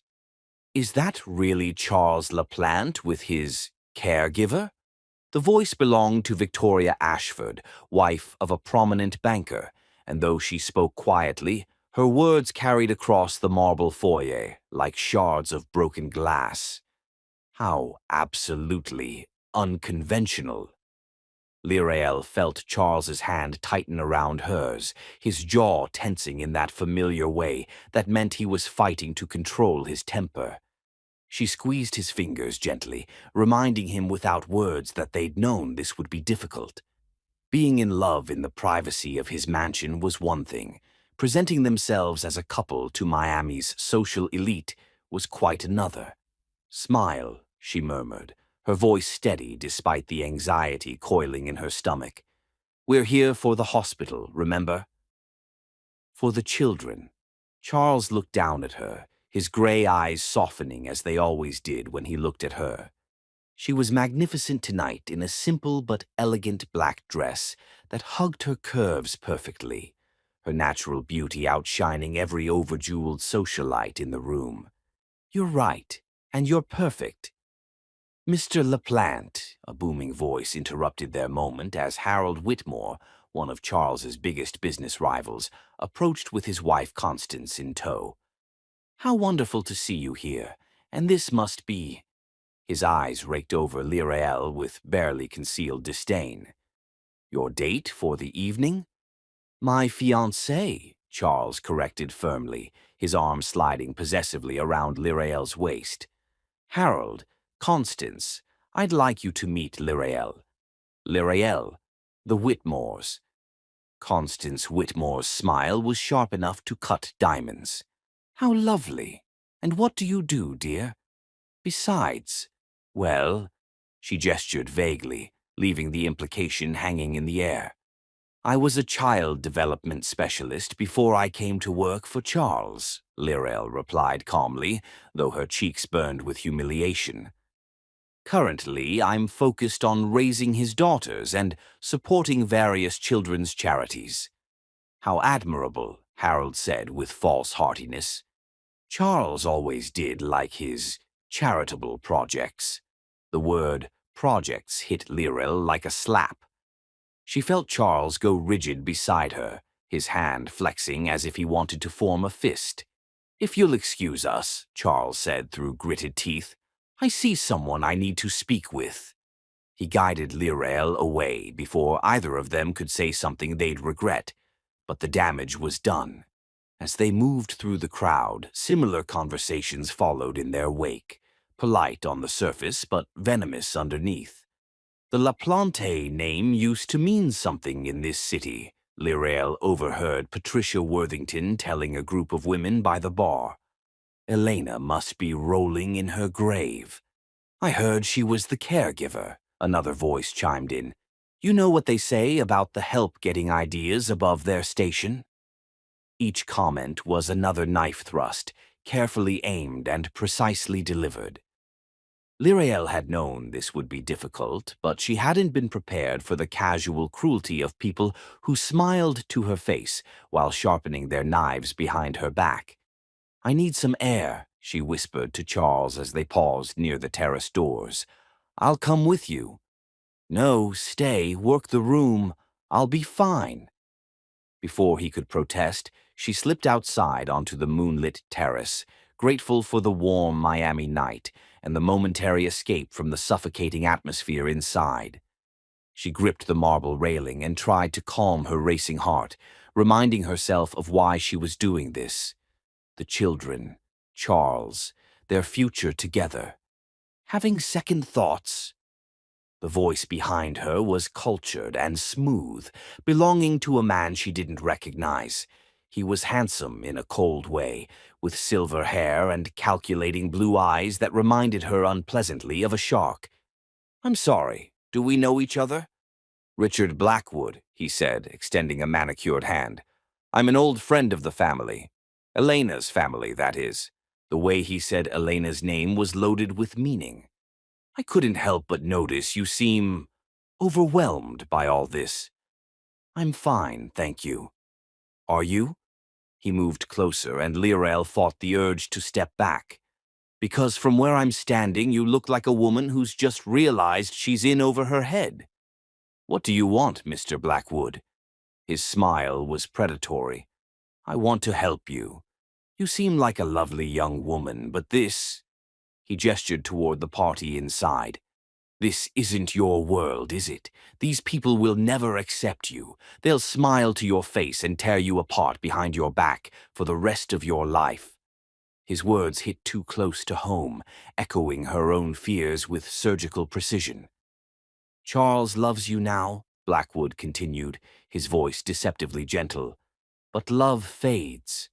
And when it does, when the novelty wears off and he remembers what he could have had with someone from his own world, where will that leave you? That's enough. Charles's voice cut through the night air like a blade. He materialized beside Lirael, his face a mask of cold fury.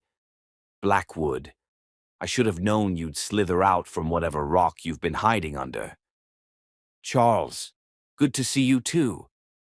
Blackwood's smile never wavered. I was just having a delightful conversation with your companion, my fiancé, and if you're done spreading poison, I think it's time for you to leave." "Oh, I'm just leaving anyway. Early morning tomorrow. Some business opportunities that require my attention." His eyes flicked to Lyrel with mock sympathy. "Think about what I said, my dear. Sometimes the kindest thing we can do for the people we love is let them go." As Blackwood disappeared back into the party, Charles turned to Lyrel with concern etched across his features. "What did he say to you?" "Nothing I haven't been thinking myself," she admitted quietly. Lyriel, "He's right, Charles. This isn't my world. I don't belong here, and everyone knows it." Her voice was steady, but he could see the pain in her dark eyes. "Maybe it would be better if—" "No." The word came out with such force that she startled. "No, I won't let you do this. I won't let them make you believe you're not good enough." "But what if they're right? What if I am just holding you back from the life you should have?" Charles cupped her face in his hands, his thumbs brushing away tears she didn't realize had fallen. "You are my life. You and the girls. You're everything that matters to me. I don't give a damn what these people think. But your business, your reputation, mean nothing without you." His voice was fierce, desperate. "Lyrael, listen to me. I spent 3 years living like a ghost, going through the motions of existence without really being alive. You brought me back to life. You brought my daughters back to life. If society has a problem with that, then society can go to hell." Before she could respond, the terrace doors opened and Hawthorne Sterling emerged, his expression grim. "Charles, we need to talk. Now." Something in his tone made both Charles and Lyrael go cold. "What is it?" "Blackwood's been busy. He's been spreading rumors all evening. About Lyrael's background, about your judgment, about the stability of your business." Hawthorne's jaw was tight with anger. "He's also been talking to some of your biggest investors. 3 of them have already called me tonight to express concerns about your recent personal choices." The words hit Lyrael like a physical blow. "He's trying to destroy your business because of me." "He's trying to destroy my business because he's a jealous bastard who never got over losing a deal to me 10 years ago," Charles corrected fiercely. "This has nothing to do with you and everything to do with him finding a weakness to exploit." "But I am a weakness, aren't I?" Lyrael's voice was barely above a whisper. "I'm the thing he can use against you." "Lyrael, don't—" "I should go." She was already moving toward the terrace doors, her decision crystallizing with painful clarity. "I should leave before this gets any worse." "Like hell." Charles caught her arm gently but firmly. "We're not running away. We're not giving him what he wants." "Charles, be reasonable," Hawthorne interjected. "If you lose those investors, then I'll find new ones. I'll rebuild from scratch if I have to." Charles's voice was absolute, unyielding. "But I won't sacrifice the woman I love to save my business." The conviction in his voice, the unwavering certainty in his eyes, made Lyrael's breath catch. "You could lose everything." "I already lost everything once," he said quietly. "When Elena died, I lost my way, my purpose, my will to live. You gave all of that back to me. Money can be earned again, businesses can be rebuilt, but love like this is once in a lifetime." Tears spilled down her cheeks as she stared at him, this incredible man who was willing to risk everything for her. "I love you," she whispered. "I love you too. Which is why we're going back in there, and we're going to show them exactly what we're made of." Hand in hand, they walked back into the party with their heads held high. The whispers followed them, but for the first time that evening, Lyrael didn't care. Let them talk. Let them judge. She had something they would never understand. A love worth fighting for. As the evening wore on, she watched Charles work the room with renewed determination, introducing her proudly to everyone they met, never letting anyone treat her as anything less than his equal. And slowly she began to see what he saw, that the people who mattered, the ones worth knowing, judged them by their character rather than their circumstances. By the time they left the country club that night, Lirael felt something she'd never felt before in Charles's world. She felt like she belonged. Not because she'd changed, but because she'd finally stopped apologizing for who she was. And that, she realized, was worth fighting for. Chapter 9. The Heart's True Victory. The annual Miami Children's Hospital Charity Gala was the social event of the season, where Miami's most powerful and wealthy gathered to write checks and see who would claim the spotlight. But tonight, Charles Laplante was about to give them a show they would never forget. "Are you absolutely certain about this?" Hawthorne asked for the third time as he adjusted Charles's black tie in the mansion's foyer. "Because once you do this, there's no taking it back. You'll have officially declared war on half of Miami's establishment." Charles checked his reflection one final time, his gray eyes steely with determination. "They declared war first when they made the woman I love feel unwelcome in her own city. I'm just choosing to fight back. And if it backfires, if you lose more investors, if the board tries to force you out of your own company, then I'll build something new." Charles's voice was calm, certain. "I spent 3 years being dead inside, Hawthorne. I won't go back to that life for anyone or anything." From the top of the marble staircase, Lirael appeared like a vision in midnight blue silk, the gown flowing around her like liquid starlight. Charles felt his breath catch, as it always did when he saw her, the same reaction he'd had the first day she'd walked into his house, though he'd been too stubborn and too blind to recognize it then. "You look incredible," he said, meeting her at the bottom of the stairs and offering his arm. "Are you sure about tonight?" she asked quietly, her dark eyes searching his face. "It's not too late to change your mind." "I've never been more sure of anything in my life." The ride to the Four Seasons was quiet, both of them lost in their own thoughts. Lirael stared out the window at the glittering Miami skyline, still hardly believing that in a few hours Charles would announce their engagement to the very people who had spent weeks whispering about their relationship behind closed doors. "Nervous?" Charles asked, reaching over to take her hand. "Terrified," she admitted. "What if they—" "Then we'll face it together." He brought her hand to his lips, pressing a gentle kiss to her knuckles. "You and me against the world, remember?" The hotel ballroom was already packed when they arrived, the cream of Miami society gathered in their finest attire, champagne flowing like water, and conversation buzzing with the usual mix of business deals and social gossip. Charles felt the familiar hush fall over nearby conversations as he and Lirael made their entrance, but tonight he welcomed the attention. "Charles!" Margaret Richardson materialized in front of them like an avenging angel in black Chanel, her expression coldly furious. "I need to speak with you, privately." "Margaret." Charles's voice was carefully neutral as he acknowledged his former mother-in-law. "You look well. Don't you dare patronize me," she hissed, her composure cracking slightly. "I know what you're planning tonight.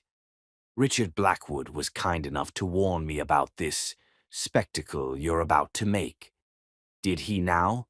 Charles's smile was dangerous. "How thoughtful of him." "This is madness, Charles. You're about to throw away everything Elena worked to build, everything your family name stands for, all for—" Her gaze flicked to Lirael with unconcealed disdain. "For her." "Elena is gone," Charles said quietly, but his voice carried the weight of absolute finality.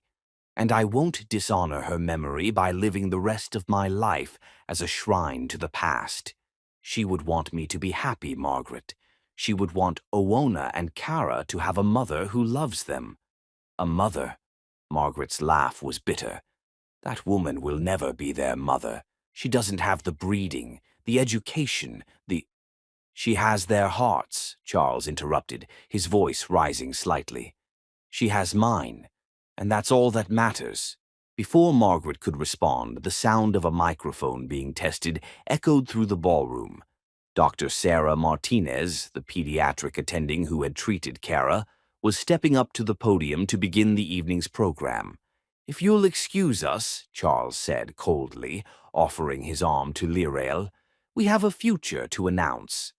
They made their way through the crowd toward their table, where Hawthorne and Aurelius were already seated with their respective dates.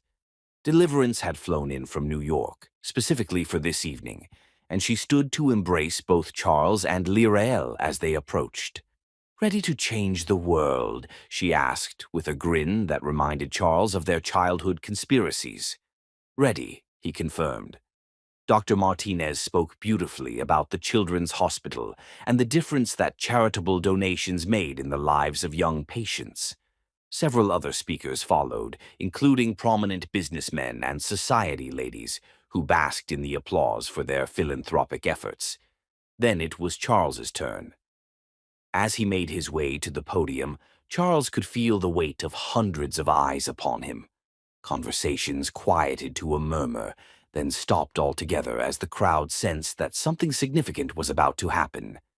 "Good evening," he began, his voice carrying clearly through the ballroom's excellent acoustics. "Most of you know me as Charles LaPlante, CEO of LaPlante Industries, father to Owona and Kara, and widower of the late Elena Richardson LaPlante." A respectful silence settled over the crowd at the mention of Elena's name. "Tonight, I want to talk to you about love," Charles continued, his eyes finding Lirael's in the crowd. "About the different forms it takes and about what it means to fight for what matters most." A murmur of curiosity rippled through the audience. This wasn't the usual speech they'd expected. "3 years ago, I lost my wife to cancer. In losing her, I also lost myself. I became a shadow of the man she'd married, the father my daughters deserved. I was drowning in grief and pride and fear, and I couldn't find my way back to the surface." His voice grew stronger, more passionate as he spoke. "Then a remarkable woman walked into my life. She didn't come seeking wealth or status or social position. She came seeking only the chance to care for 2 little girls who needed someone to see them, to love them, to help them heal." Charles paused, letting his words sink in before continuing. "That woman taught my daughters to laugh again. She helped them through nightmares and homework and the 1,000 small struggles of growing up without their mother. She brought light back into a house that had been dark for too long." In the audience, Lirael felt tears prick her eyes as she listened to Charles speak. Around her, the crowd was completely silent, hanging on his every word. "But more than that," Charles continued, his voice growing tender, "she taught me how to live again, how to love again, how to be the man my daughters needed and the man I wanted to be." He looked directly at Lirael then, his love for her written clearly across his face for everyone to see. "That woman is Lirael, and she is the love of my life. Tonight I want to announce to all of you that she has agreed to become my wife." The silence that followed was deafening. Then, like a dam breaking, conversation exploded throughout the ballroom, some shocked, some disapproving, some genuinely pleased. But Charles wasn't finished. "I know some of you have questions about this relationship," he said, his voice cutting through the noise. "Some of you have expressed concerns about the differences in our backgrounds, our circumstances, our social positions." His tone hardened slightly, becoming more forceful. "To those people, I say this. Lirael's worth isn't measured by her bank account or her pedigree or the schools she attended. It's measured by her character, her compassion, her strength, and her capacity to love." The crowd was silent again, some people looking uncomfortable as they recognized themselves in his words. She has faced prejudice and cruelty from people who should know better, simply because she dared to love me and my children across social lines they consider sacred. But she has faced it with grace and dignity that puts the rest of us to shame. Charles's voice grew passionate, commanding. I have spent my entire adult life being the man society expected me to be. I married the right woman from the right family. I built the right kind of business. I lived in the right neighborhood and associated with the right people. He paused, looking out over the sea of faces before him. And you know what? It nearly killed me. It certainly killed my capacity for joy, for spontaneity, for real, honest love. Some people in the crowd shifted uncomfortably, recognizing themselves in his description. Lirael didn't save me because she was convenient or appropriate or socially acceptable, Charles continued. She saved me because she saw something in me worth saving. She fought for my daughters when I was too lost in my own pain to fight for them myself. She taught me that love isn't about meeting society's expectations. It's about finding someone who makes you want to be your best self. In the audience, Lirael was crying openly now, overwhelmed by the public declaration of love and the fierce protection in his voice. So to those of you who disapprove of my choice, Charles said, his voice rising, I say this. I don't need your approval. I don't need your acceptance. What I need is the woman who makes me whole, who makes my daughters happy, who makes our house a home. He looked directly at several people who had been particularly vocal in their criticism, his gaze unflinching. If that makes me unsuitable for your social circles, so be it. If it makes me unworthy of your business partnerships, I'll find new ones. If it makes me a pariah in your carefully constructed world of privilege and prejudice, then I'm proud to be cast out. The ballroom was completely silent now, hundreds of people holding their breath as Charles delivered his final words. But I will never apologize for loving the most remarkable woman I've ever known, or for building a life with someone who makes every day worth living. He stepped away from the microphone and walked directly to Lirael's table, the crowd parting before him like the Red Sea. When he reached her, he dropped to one knee, pulling out a ring box that sparkled with a perfect solitaire diamond. Lirael, he said, his voice carrying in the utterly silent ballroom, will you marry me? Publicly, proudly, and to hell with anyone who doesn't like it. Through her tears, she managed to whisper, yes. The ring slid onto her finger perfectly, and as Charles stood to kiss her, the ballroom erupted. Some people applauded enthusiastically. Hawthorne and Aurelius were cheering loudly, and Deliverance was wiping away tears. Others sat in shocked silence. A few actually got up and left. But Charles and Lirael didn't care about any of that. They were lost in each other, in the promise of forever, in the knowledge that they had just publicly chosen love over convention, truth over comfort, and their own happiness over society's approval. As they finally broke apart, both breathing hard and grinning through their tears, Charles whispered in her ear, no more hiding, no more apologies. Just us, for the rest of our lives. Just us, she agreed, and meant it with every fiber of her being. The battle lines had been drawn, but love had won the day. Chapter 10.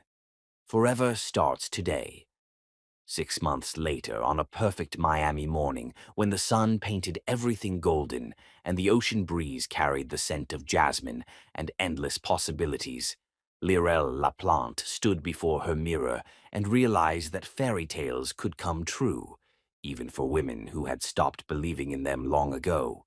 Miss Lirael, you look like a real princess, Kara exclaimed from her perch on the bed, her flower girl dress a confection of ivory silk and delicate lace that matched the twins' barely contained excitement. Even prettier than Cinderella.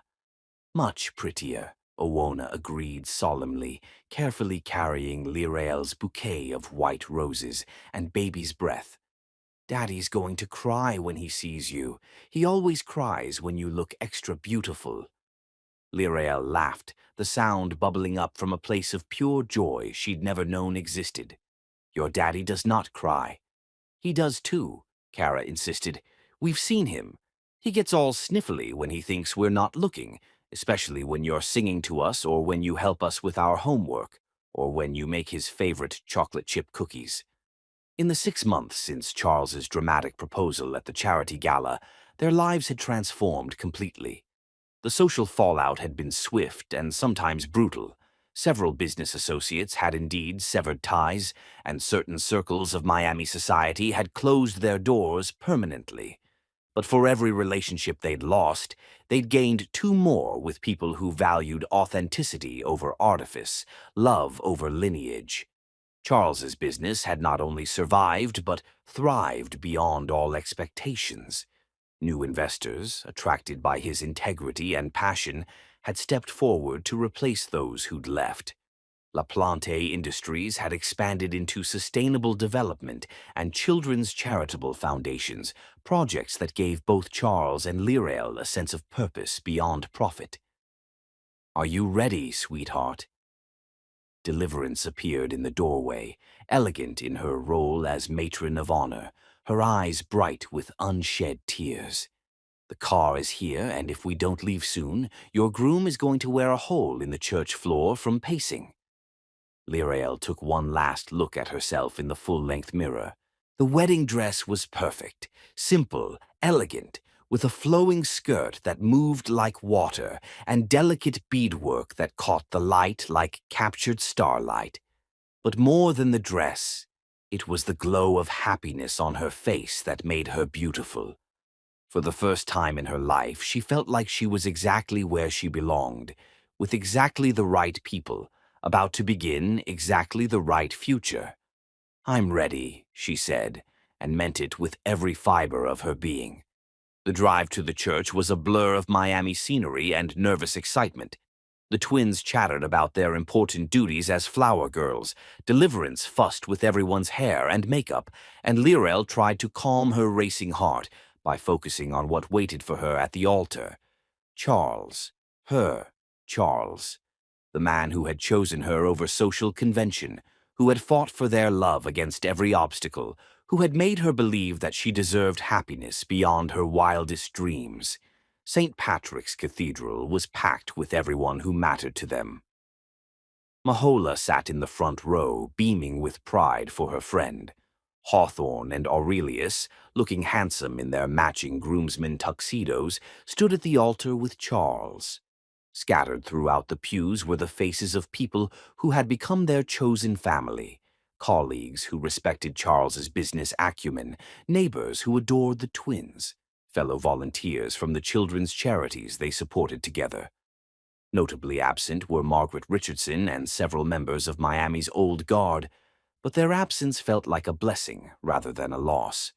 This wedding was about love, not social obligation. As the organ began to play, Lirael felt her nerves settle into anticipation. The twins went first, scattering rose petals with the serious concentration of children given an important job. The congregation awed appropriately at their cuteness, and Lirael could hear Charles's delighted laughter even from the back of the church. Then Deliverance walked down the aisle, graceful and proud, taking her place at the altar. The music changed to the traditional wedding march, and every person in the church stood as the doors opened to reveal Lirael.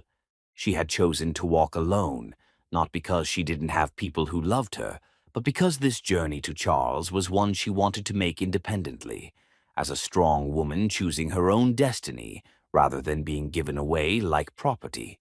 But the moment she saw Charles waiting for her at the altar, the rest of the church faded away.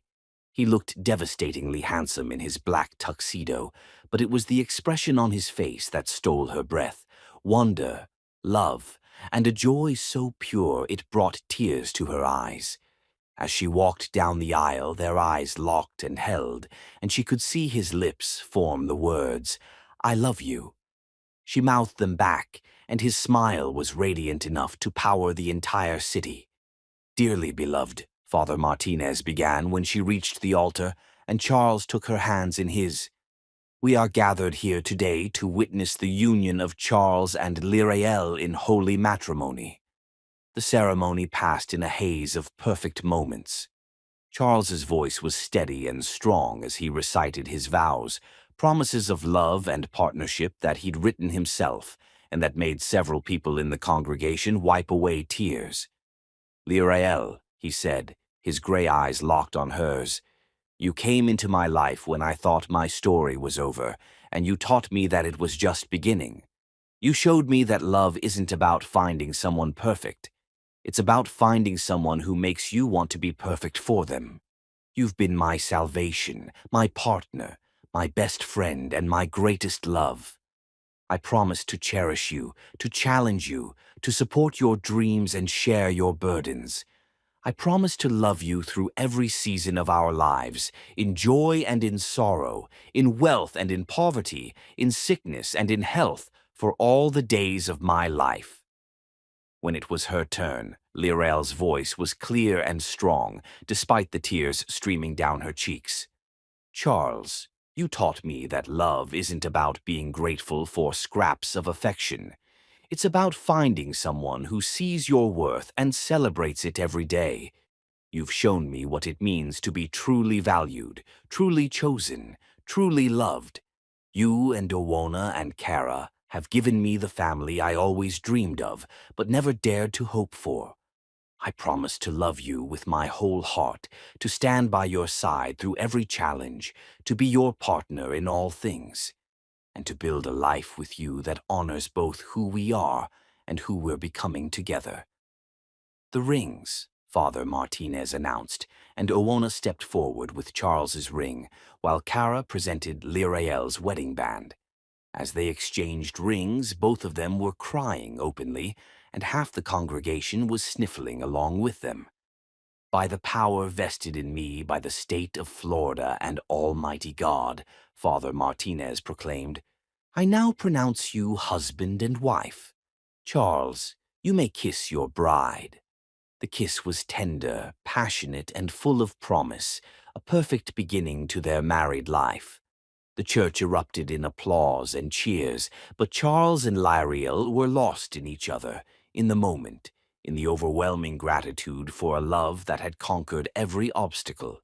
"Mrs. LaPlante," Charles whispered against her lips, and the name sent shivers of joy through her entire body.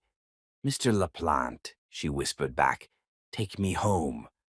The reception was held in the garden of their mansion, transformed into a wonderland of white flowers, twinkling lights, and pure magic. The twins held court at their own small table, telling anyone who would listen about how Miss Lyral was now their real mommy, and how they'd helped plan the whole wedding. "Speech! Speech!" Hawthorne called out as the sun began to set, and Charles stood up, pulling Lyral to her feet beside him. "When I lost Elena," Charles began, his voice carrying clearly across the garden, "I thought my story was over. I thought the best parts of my life were behind me. I was wrong. Sometimes the end of one story is just the beginning of another. Better one." He looked down at Lyrael, his love for her written clearly across his face. "Today I married my best friend, my partner, my soulmate, and the love of my life. But more than that, I married the woman who saved my daughters and gave them back their childhood, their laughter, their joy." Charles turned to address Owona and Kara directly. "Girls, I know you understand that Miss Lyrael, Mommy Lyrael, didn't replace your first mommy. She could never do that, and she would never want to. But she's given you something just as precious, a second chance at having a mother's love." Both twins were beaming, chocolate cake smeared on their faces, but happiness shining in their eyes. "To my wife," Charles concluded, raising his champagne glass, "thank you for teaching me that love isn't about finding someone to complete you. It's about finding someone who inspires you to complete yourself. Here's to our forever." As the crowd toasted and applauded, Lyrael felt a completeness she'd never experienced before. She was no longer the woman standing on the outside looking in. She was home, surrounded by people who loved her, married to a man who cherished her, mother to two beautiful girls who filled her heart to overflowing. Later that evening, after the last guest had departed, and the twins had been tucked into bed with extra kisses and promises that Mommy Lirael would still be there in the morning, Charles and Lirael stood on their terrace overlooking the garden, where they'd shared their first real conversation, their first fight, their first kiss. "Any regrets?" Charles asked, wrapping his arms around her from behind.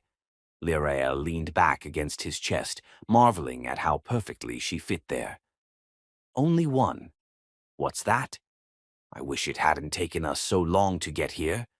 Charles laughed, the sound rich and warm in the Miami night. "But think of how much we appreciate it, because it wasn't easy. Think of how much stronger our love is because we had to fight for it." She turned in his arms, reaching up to cup his face in her hands. "I love you, Charles Laplante, forever and always." "I love you too, Mrs. Laplante, forever and always." As they kissed under the stars, with the sound of the ocean in the distance and the scent of jasmine in the air, both of them knew that this was just the beginning. There would be challenges ahead, joys to celebrate, children to raise, dreams to pursue together. But whatever came, they would face it hand in hand, heart to heart, as partners in every sense of the word. Their love story had weathered every storm, conquered every obstacle, and emerged stronger on the other side. And now, finally, forever could begin. 2 years later. "Daddy, Mommy Lirael, come quick." Owona's voice carried from the garden where she and Cara were playing with their new baby brother, little James Charles Laplante, who had arrived 6 months earlier to complete their perfect family. Charles and Lirael exchanged knowing looks as they hurried outside, already anticipating another adventure in their beautifully chaotic life. Love, as it turned out, was just the beginning of their happily ever after. The end.